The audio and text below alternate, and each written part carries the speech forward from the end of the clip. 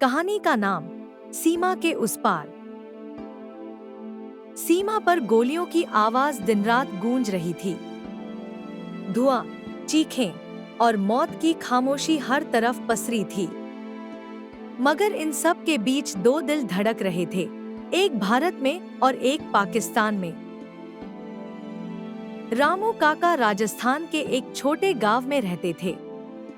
उनका बेटा विजय भारतीय सेना में था और पिछले एक हफ्ते से एलओसी पर तैनात था। उधर फैजा बीबी लाहौर की बस्ती में रहती थी। उनका बेटा आरिफ भी पाकिस्तानी फौज में था, उसी मोर्चे पर।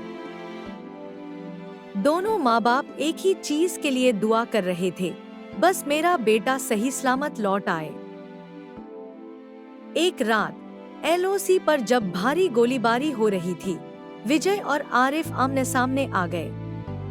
लेकिन जैसे ही आंखें मिली, दोनों ठिठक गए। बंदूकें उठी थी, मगर उंगलियां ट्रिगर पर जम गई। आरिफ ने धीरे से कहा, कभी सोचा नहीं था कि जिनसे लड़ रहे हैं वो भी मेरी तरह किसी माँ का बेटा होगा। विजय ने सिर हिलाया, हम दोनों सिर्फ वर्दी पहने हुए इंसान हैं, दुश्मन नहीं। अचानक एक धमाका हुआ, पास में एक बम गिरा। दोनों ने एक दूसरे को देखा और जान बचाने के लिए एक ही खाई में कूद गए। अगली सुबह युद्ध विराम की घोषणा हो चुकी थी।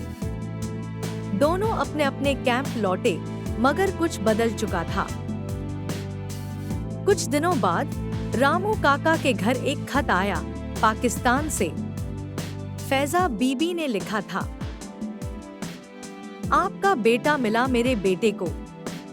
दोनों ने एक दूसरे की जान बचाई। हमें लड़ना नहीं, जीना सिखाइए। रामू काका ने खत को सीने से लगाया और आसमान की ओर देखा, शायद इंसानियत अब भी जिंदा है। सीख, जंग सिर्फ सरहदों पर नहीं होती, इंसानों के दिलों में भी होती है। और कभी-कभी एक छोटी सी समझदारी पूरी दुनिया को बदल सकती है।